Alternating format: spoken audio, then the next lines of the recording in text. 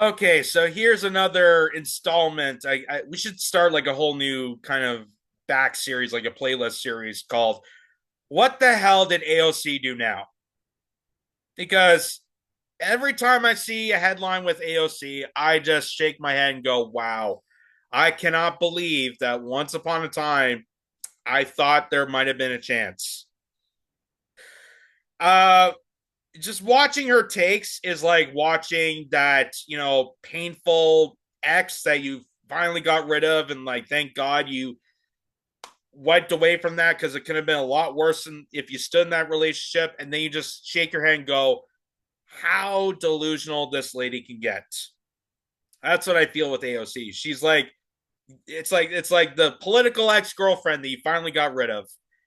Because AOC went onto her Instagram. That's what she does best, going onto social media to vent her frustration. AOC criticizes Jill Stein on Instagram, saying her Green Party presidential campaigns are not serious and predatory. That right off the bat, that cancels each other out because if it's not serious, but it's predatory.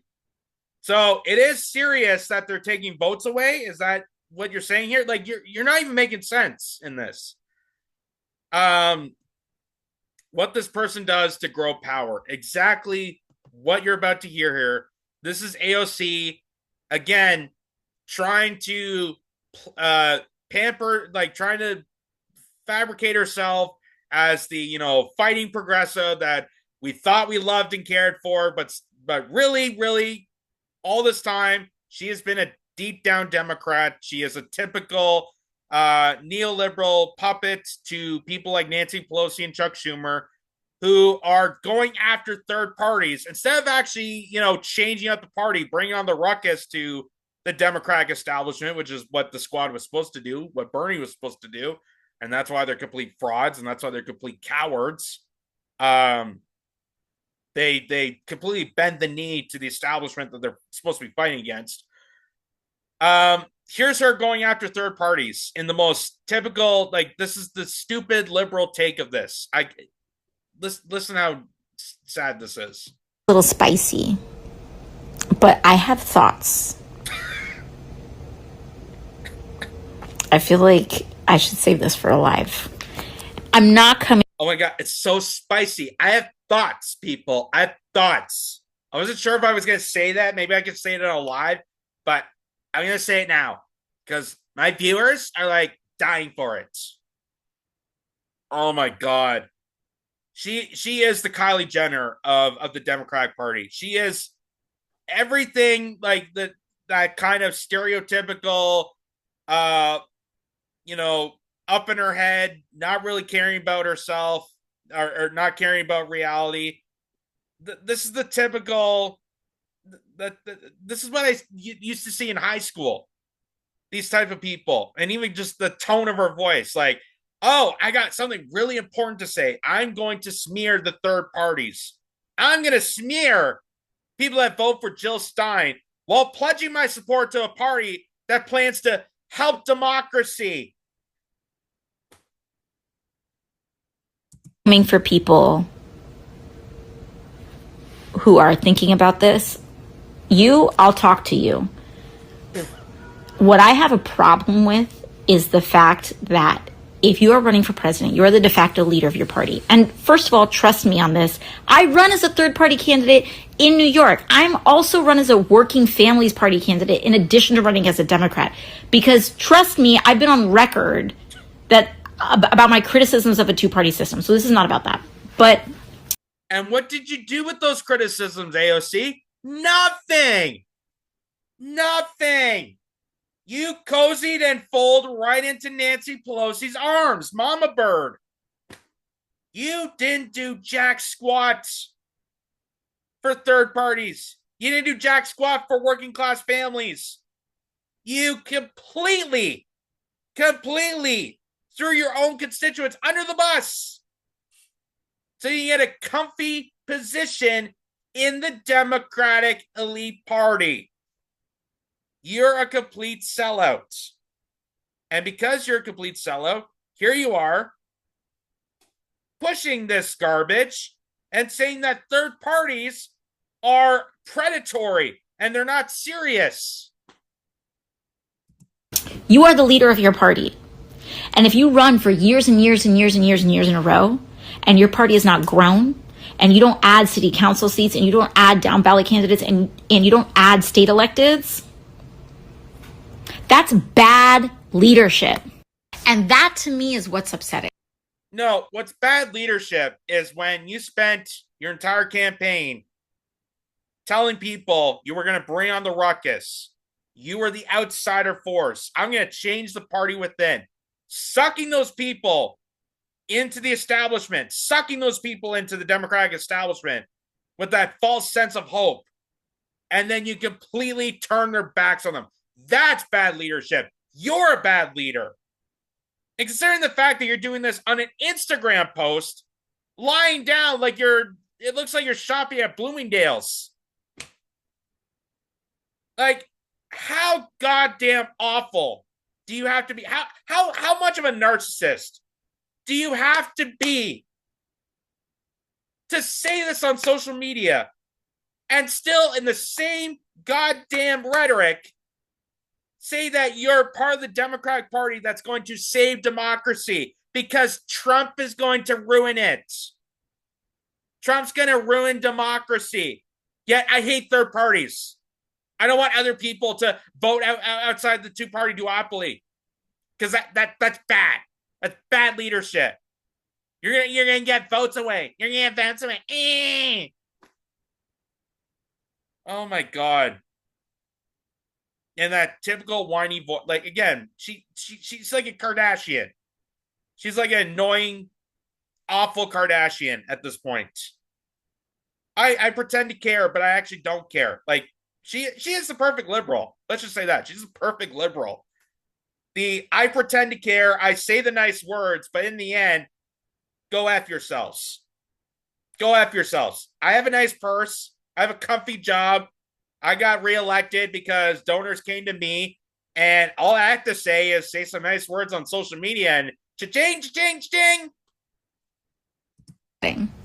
Because if you have been your party's nominee for 12 years in a row, 4 years ago and 4 years before that and 4 years before that, and you cannot grow your movement pretty much at all and can't pursue any successful strategy, and all you do is show up once every 4 years to speak to people who are justifiably pissed off, but you're just showing up once every 4 years to do that, you're not. And if AOC was still that radical that people were falsified into, including myself, she would understand that the reason that third parties don't succeed, the same way with RFK Jr., the same way with Ross Perot, the same with, I'm blanking on the name already, the early 2000s.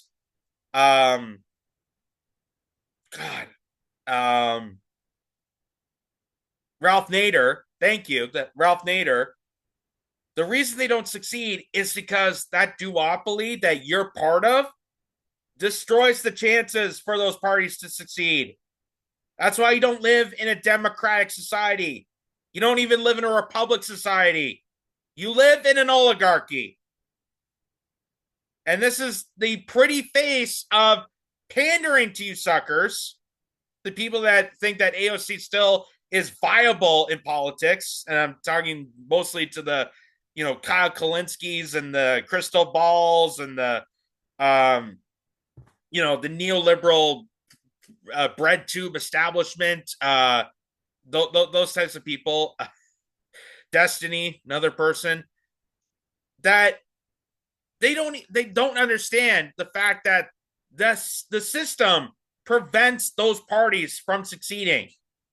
Let's not forget that Jill Stein was ineligible to attend the 2008 debates because she was arrested at the debates. They forbade her to actually step on stage because they handcuffed her, took her away from the debate stage, and did not allow her to participate, even though she was eligible for it. Where was AOC on? Are you going to mention that? No. You're going to shame her and say that, well, you're not popular enough. You're not popular to sit in the big table. Oh my God. And it's so awful. So friggin' awful. She is the showbiz politician. She is the celebrity. Like, look at me sitting in my chair. I'm talking to my fans. I'm telling you how important politics are. And yet, democracy is important when it comes to stopping Trump. But I don't actually want people to vote for the people that they most represent, because that's going to take votes away from me. And then I won't become popular anymore. I was about to be prom queen of the Democratic establishment, and you're trying to take that away from me. Bad guys. You bad. Holy crap. I can't. That's just. Anyway. But here, luckily, someone immediately climbed back on this. So this is the VP pick for Jill Stein. This is vice presidential candidate for the Green Party and Jill Stein's running mate, Butch Ware. I'm sorry. When I heard that name, when I read that name first, it literally sounds like a form of it sounds like Tupperware for men. Like Butch Ware. Keeping your steaks fresh.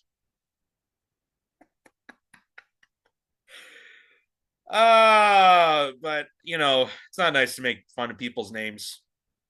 I know the feeling. Anyway, response to AOC Pelosi calling his party predatory.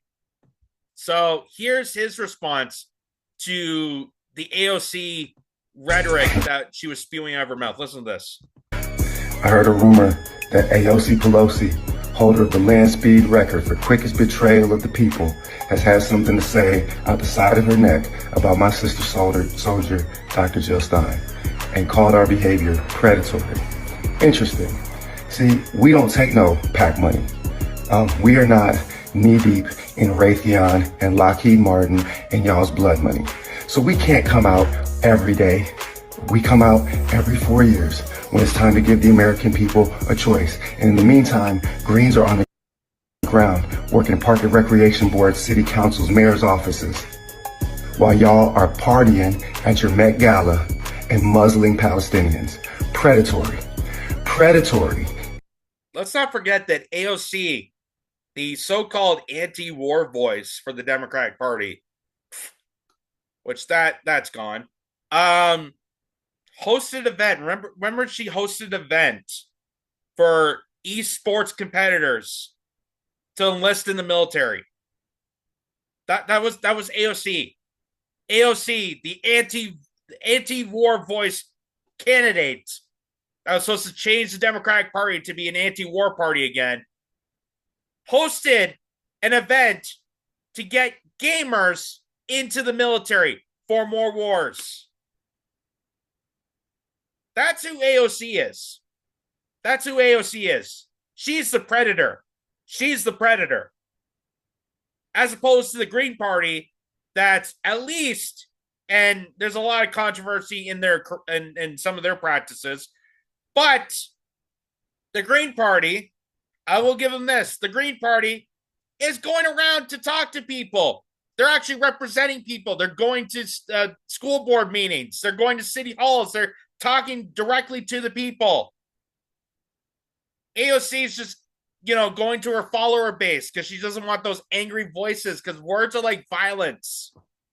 It's such a good thing that Tucker Carlson disappeared from the air, because, oh my God, can you imagine me turning a TV on and hearing his voice, like, telling truths? Ew. Ugh. That's so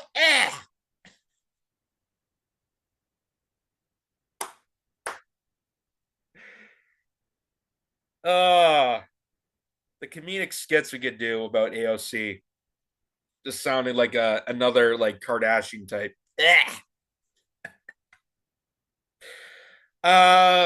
Anyway, is murdering 200,000 people in 11 months. And then when they try to speak up, muzzling them when they come up on the stage.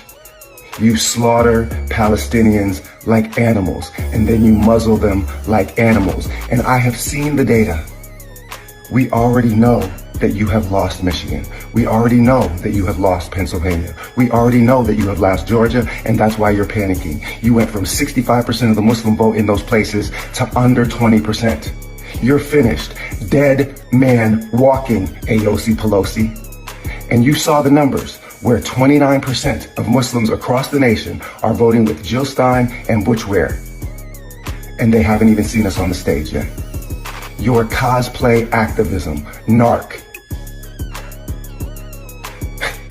means nothing to real public servants. Because y'all are some politicians that sold out for the dough. Cosplay activism.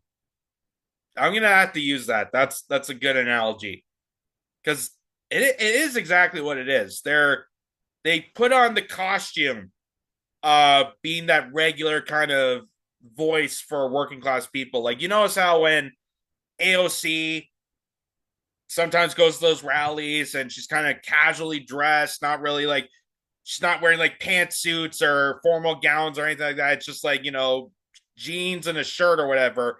And it's like, yeah, I'm for you guys. I'm for unions. I'm for working class people. Look at me. I'm dressed, casually. Like I'm one of you.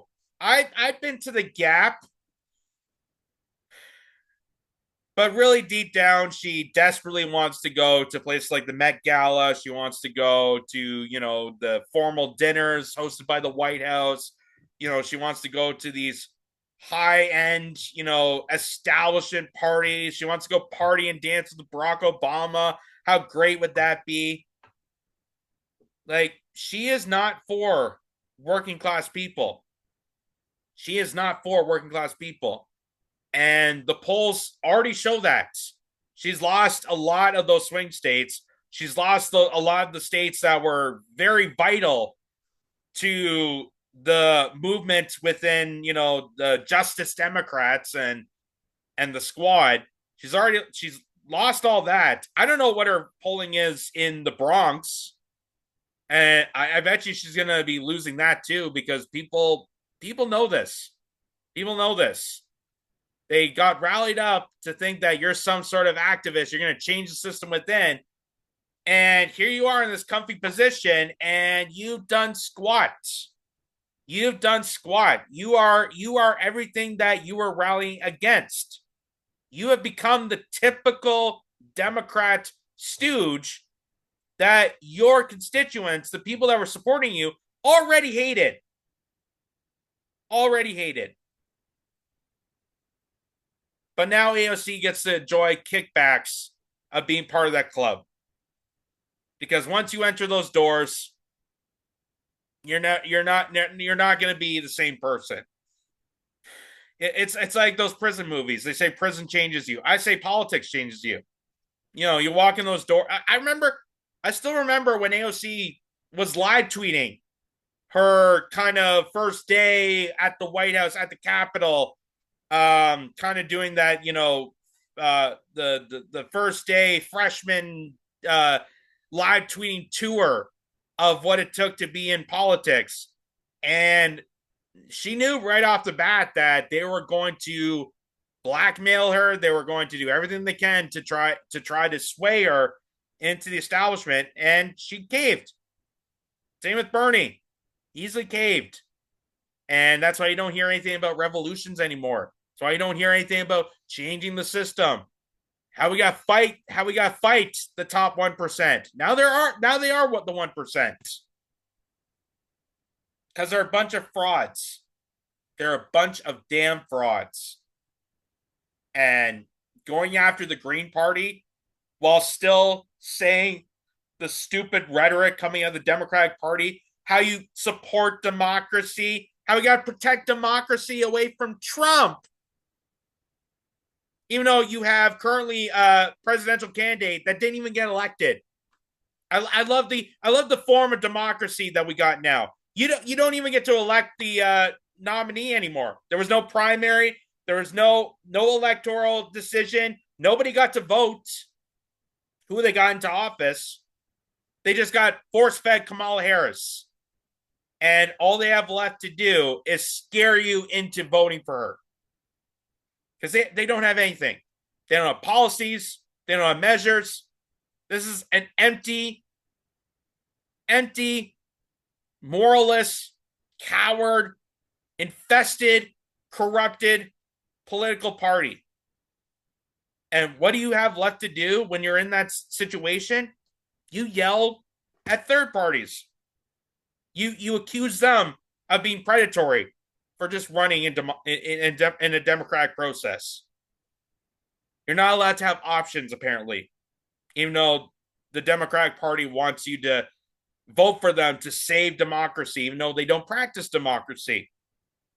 It's all just frauds and scams, and AOC is the top model of the biggest fraud institution in politics. And she's just that, corporate kind of stooge. She was the perfect celebrity influencer to bring those people in, thinking that the Democratic Party was going to change, but it never did.